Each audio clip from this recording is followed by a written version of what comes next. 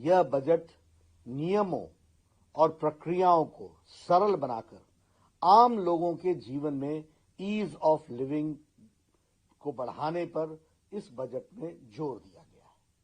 वर्ष 2021 का बजट असाधारण परिस्थितियों के बीच पेश किया गया है। इसमें यथार्थ का एहसास भी है और विकास का विश्वास भी है। यह बजट सभी वर्गों, बुजुर्गों, युवाओं, महिलाओं, संगठित एवं असंगठित क्षेत्र के मजदूरों, छोटे बड़े उद्यमियों की आशाएं और आकांक्षाओं को पूरा करने वाला बजट है। ऐसे सर्वस्पर्शी और सर्वसमावेशी एवं देश के जन जन के सर्वांगीण कल्याण के प्रति समर्पित आम बजट के लिए मैं आदरणीय प्रधानमंत्री श्री नरेंद्र मोदी जी का अभिनंदन करता हूं और वित्त मंत्री श्रीमती निर्मला सीतारमण जी को और उनकी टीम को बहुत बहुत बधाई देता हूं। Health and wellbeing, financial capital, inclusive growth, human capital, innovation and R&D, minimum interventions इस बजट के स्तंभ हैं जो भारत के हर क्षेत्र के विकास पर आधारित हैं। इंफ्रास्ट्रक्चर डेवलपमेंट पर विशेष फोकस किया गया है। स्वास्थ्य क्षेत्र में सुधारों को आगे बढ़ाया गया है। इंश्योरेंस सेक्टर में FDI की नीति में बदलाव किया गया है। MSME सेक्टर को मजबूती प्रदान की गई है। 7 मेगा टेक्सटाइल पार्क की स्थापना की जाएगी जो परिवर्तन लाएगा। शिक्षा एवं रिसर्च पर विशेष ध्यान दिया गया है। ये सभी प्रयास देश में रोजगार सृजन में बहुत बड़ी भूमिका निभाने वाले हैं। पहली बार स्वास्थ्य क्षेत्र के बजट में 137% की वृद्धि हुई है। स्वास्थ्य के क्षेत्र में बजट को 92,000 करोड़ रुपए से बढ़ाकर 2,23,000 करोड़ तक पहुंचाया गया है। 64,180 करोड़ रुपए आत्मनिर्भर स्वस्थ भारत परियोजना के लिए दिए गए हैं। ये अपने आप में भारत की स्वास्थ्य की तस्वीर बदलने वाला है। कोरोना वैक्सीन पर 2021-22 में 35,000 करोड़ रुपए खर्च किए जाने की प्रावधान की गई है और मोदी जी की सरकार कोविड को भारत से जड़ से खत्म करने के लिए कृत संकल्प है। इतनी गंभीरता हमने इस विषय की रखी है।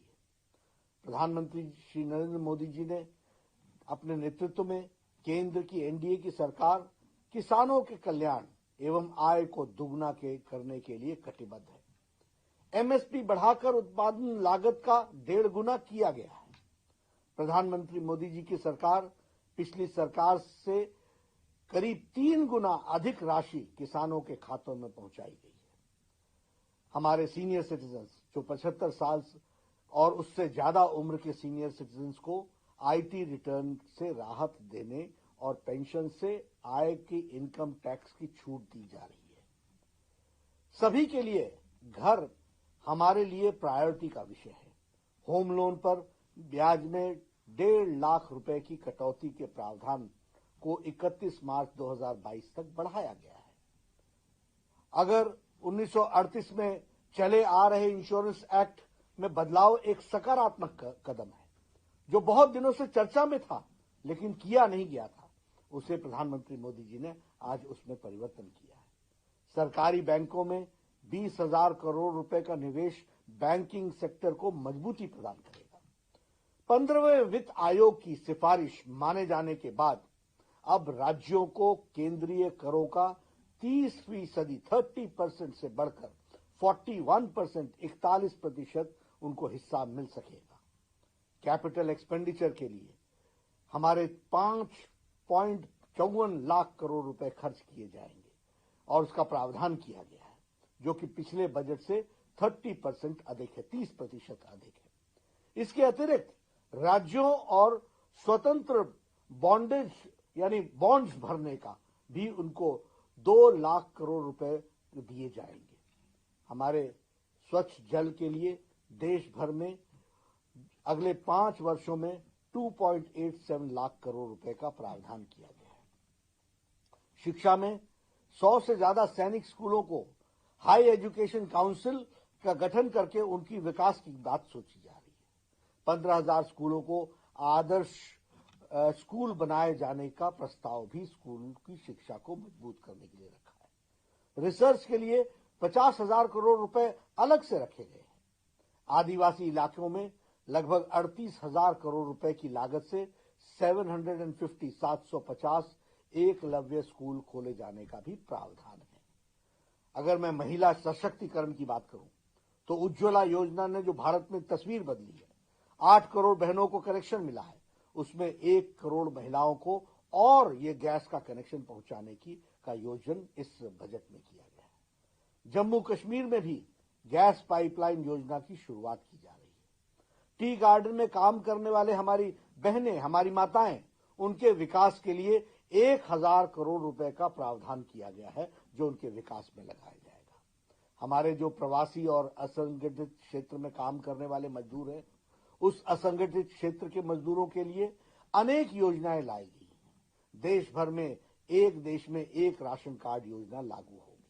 यह हमारे मजदूरों के जीवन में बहुत बड़ा परिवर्तन लाएगा। वो गांव छोड़ करके दूसरे स्थान पर काम करने के लिए जाता है, उसे वहां राशन उपलब्ध हो सकेगा, सस्ता राशन, इसकी व्यवस्था की जा रही है। एमएसएमई के लिए 15,700 करोड़ रुपए का बजट कोरोना संक्रमण के समय छोटे, लघु, सूक्ष्म एवं मध्यम उद्योगों को मजबूत करने की योजना रखी गई है।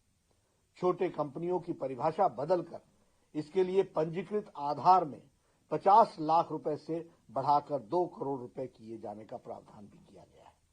उसी तरीके से कैपिटल एक्सपेंडिचर को 34% बढ़ाया गया है। यह इकोनॉमी में बहुत बड़ा परिवर्तन लाएगा। ग्रामीण क्षेत्र में इंफ्रास्ट्रक्चर के विकास के लिए जो आवंटन किया जाता है, उसे बढ़ाकर 40,000 करोड़ रुपए किया गया है।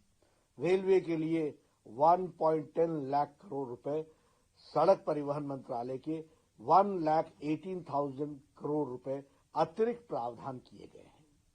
बिजली से जुड़े इंफ्रास्ट्रक्चर को मजबूत करने के लिए 3 लाख करोड़ रुपए की अधिक लागत से स्कीम को लॉन्च किया जा रहा है।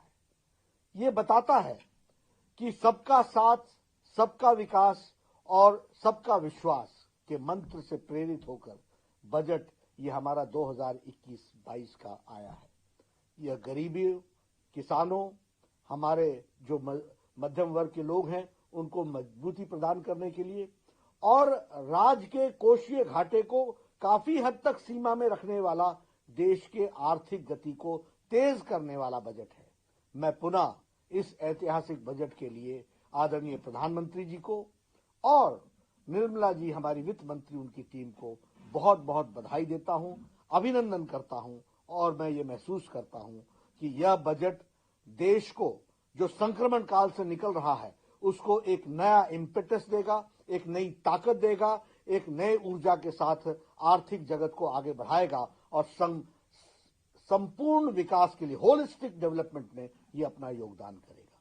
मैं इन्हीं शब्दों के साथ इस बात को आपको बधाई भी देता हूं और यह आगे परिवर्तन लाएगा, ऐसा मैं